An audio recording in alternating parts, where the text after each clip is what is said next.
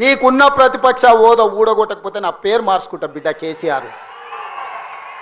2023లో నిన్ను ఓడగొట్టిన, 2024లో నీకు గుండు సున్నా ఇచ్చిన, సర్పంచ్ ఎలక్షన్లో పాతరేసిన, మున్సిపల్ ఎన్నికల్లో ఉప్పు పాతరేసిన, జూబ్లీ హిల్స్ కంటోన్మెంట్లో నీకు గోరి కట్టిన, వచ్చేసారి ఆ గోరి మీద మా కాంగ్రెస్ పార్టీ కార్యకర్తలు జెండా ఎగరేస్తారు.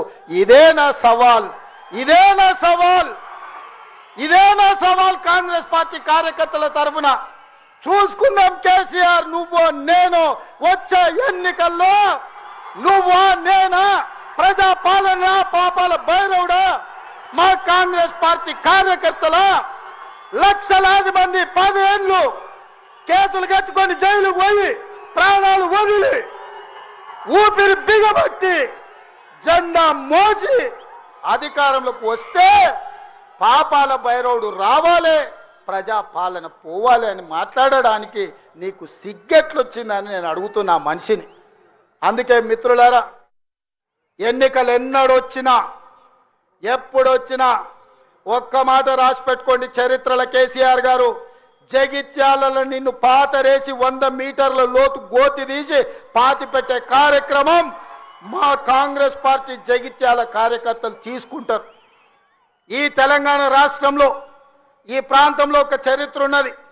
94 నుంచి 2004 వరకు 2 సార్లు తెలుగుదేశం అధికారంలో ఉన్నది. 2004 నుంచి 2014 వరకు 2 సార్లు వైఎస్ఆర్ నాయకత్వంలో అధికారంలో ఉన్నది. 2014 నుంచి 2024 వరకు 2 సార్లు కేసీఆర్ నాయకత్వంలో ప్రభుత్వం ఉన్నది. 2024 నుంచి 2034 వరకు నేను మా మిత్రుడు మహేష్ గౌడ్ గారి నాయకత్వంలో ప్రజా పాలన ఉంటుంది.